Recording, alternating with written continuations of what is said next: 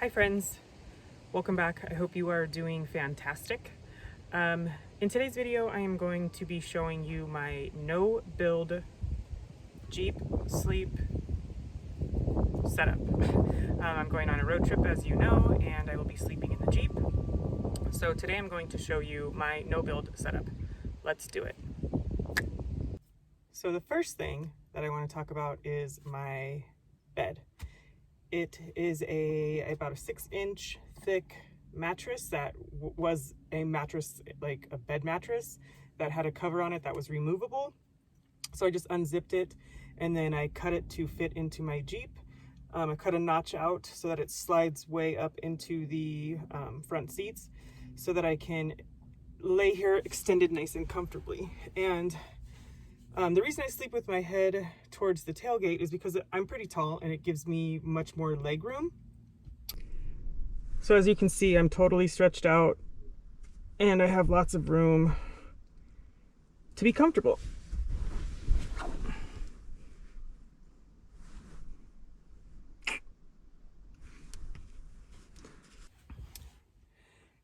So another reason that I like to lay with my head down towards the tailgate is that if I have to get up to go pee in the middle of the night, all I have to do is just open up my door and put my flip-flops on or whatever I have at my door, and then kick the door open and out I go.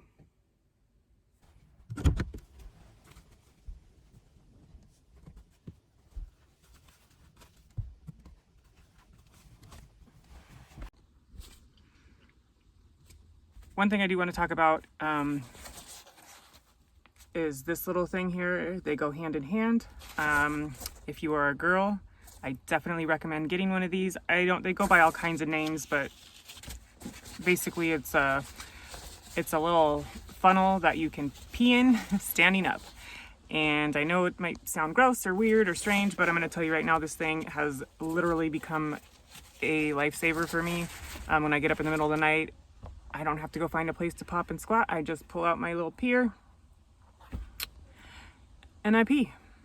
So, and this will come in handy too, like when I'm in the Jeep in, say, bear country or something in the middle of the night and I have to pee, I'll just, TMI, but I will pee in a Gatorade bottle or something using this little contraption.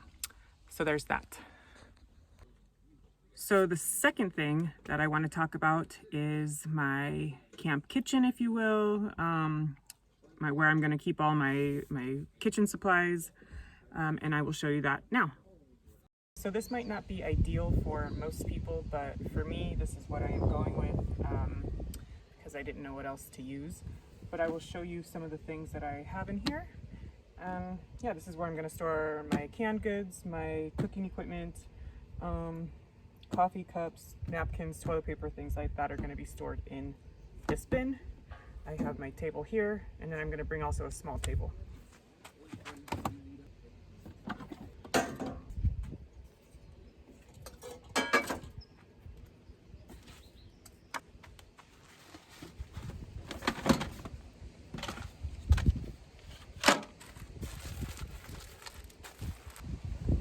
Okay, this is the stuff that I'm going to be keeping inside my camp my camp kitchen tote box.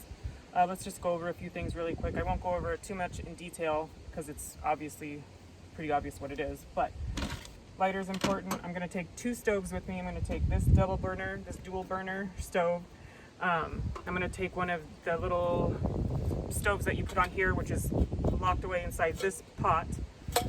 I have a skillet, canned food, a couple of canisters of propane, some seasoning, some paper towels.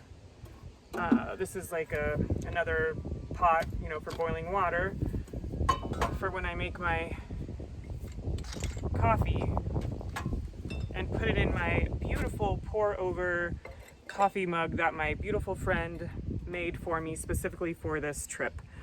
So she made me this pour over coffee mug set, and I absolutely love it. She did a wonderful job, and I love her for it. So I'm excited to finally use that. So yeah, that's what's going to be inside here. on a side note, I do have a battery bank that's going to be back here, that I'll be able to charge some of my stuff on, you know, my devices, my phone, my drone, GoPro, things like that, the batteries that go in that. So I do have an extra battery bank as well here. So now on to the third thing that I want to show you. So another thing worth mentioning is my cooler. It is, I think, probably comparable to a Yeti. I got it on Amazon. I think I paid like 80 bucks for it. It's thick walled, so it should hold food for a long time. And it matches the Jeep, and I love this color. It has a beer opener, and I think it's going to be big enough to hold a couple days worth of food, so I can stop every couple days and get more food. And it has a lock on it. So the lock is more for bears, I guess, so that they can't get into this. So I think it might be an approved ice chest. I might have to get a bigger lock though. So I was gonna get one of those little refrigerators, but it only stayed at ambient temperature or 20 degrees below ambient temperature or something. So I sent that one back, and we picked up this because if with the other one, a bear totally could have got into it, and it would have only been 20 degrees cooler than the outside temperature. So, and I just did not feel safe keeping food in something like that for a couple of days. So we ended up getting this, and it can be locked to keep those pesky little bears out. It's pretty doubtful that I'll see a bear, but hey, you know. Okay, so the next thing that I want to share with you is probably not ideal, again, for most people, but this is just a month-long road trip that I'm doing. If it was a more permanent thing, I would probably go with a totally different setup. But again, I am just going to be sleeping out of this thing for a month. So it's my, this is my camera. This is my bag that has all my camera stuff in it. If I want to go on hikes and stuff, I'll have it all in here. Plus I can carry water, snacks, things like that. And then I'm going old school duffel bag. I'm going to put all my clothes in this duffel bag, change out as I need to. I will be having a rooftop bag also, just because I'm bringing my son, who's in Oregon, a bunch of his stuff. So if I need to just get this out of the way, I'll just throw it up top on the rooftop bag.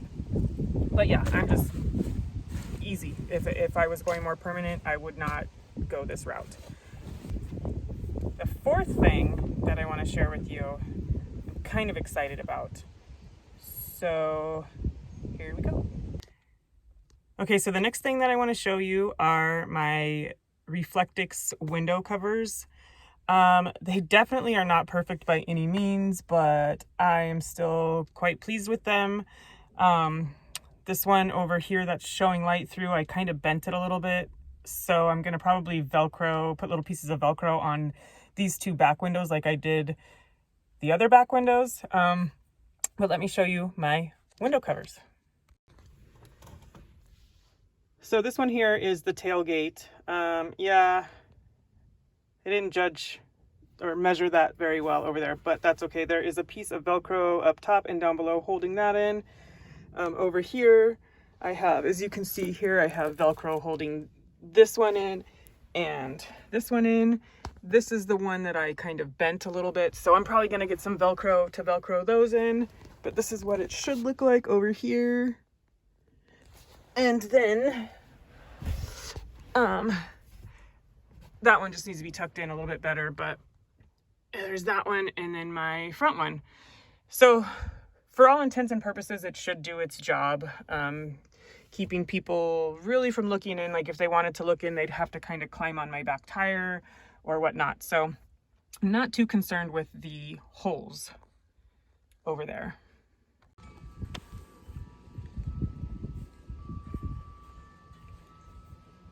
Okay, so the final thing that I want to share with you is not necessarily something that has to do with sleeping in the Jeep or being comfortable living out of the Jeep for however long, but it is definitely a necessity for me, and that is bear spray.